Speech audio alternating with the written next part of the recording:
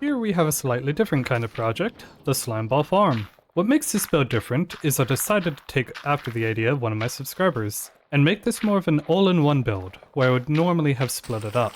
The three parts of this build are the Slimeball Factory, the wheat fields, and the Pickle Tower. Fully supplied, the Slimeball Factory will produce up to 4,300 slime balls an hour. With 650 bone meal, the Pickle Tower will produce around 2,000 sea pickles. The wheat field that comes with the build will provide around 400 wheat an hour, which will grind into about 600 wheat flour an hour, which means that the base production rate will be around 600 slime balls an hour.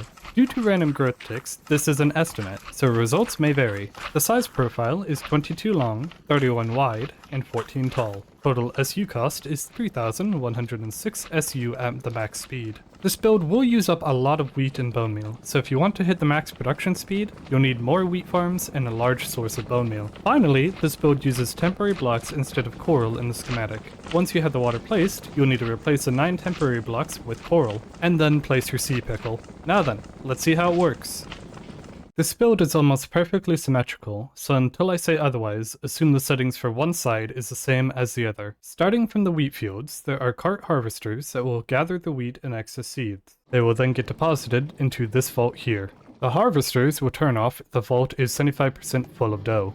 Seeds get taken from the vault by this smart chute and these two funnels, and then hoppered into the composters. The resulting bone meal then goes into this larger vault here. Wheat passes through the filter of the smart chute to also accumulate in the larger vault. Bone meal is supplied to this chute here, depositing it into a dispenser, which is on an observer clock. The dispenser grows sea pickles on the surrounding coral blocks. Sea pickles are immediately broken by the mechanical drills above them. Sea pickles then flow into the vaults on the edges. They then follow down the chutes to end up in this large vault here, which then get moved from the pickle vault to the factory vault. So long as the storage is not reaching the 75% full capacity, you can turn the machine on and off by flipping this lever here.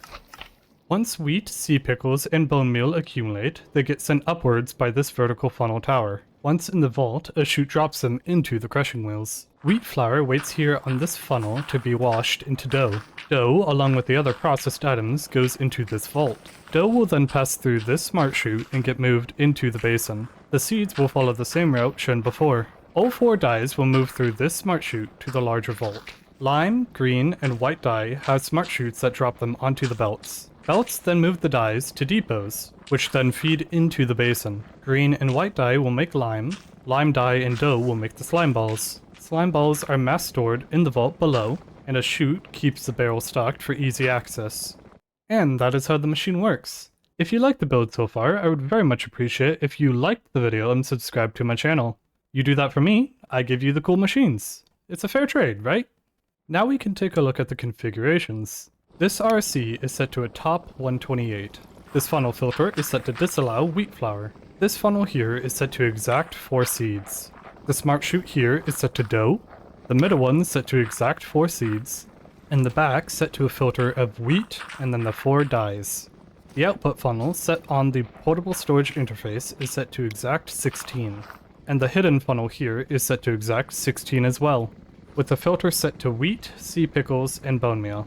The smart chutes set to dyes here, left to right, all set exact 16, 64, and 16. The basin smart chute is set to slime balls. This threshold switch has a filter on it set to sea pickles and lime dye, and is set to a 10 and 2%. This threshold switch is filtered to sea pickles, and is set to the default 75-25. The sending link on top is set to double sea pickle. The receiving link is on this cased cogwheel. This threshold switch is filtered to dough, and is set to an inverted 75-25.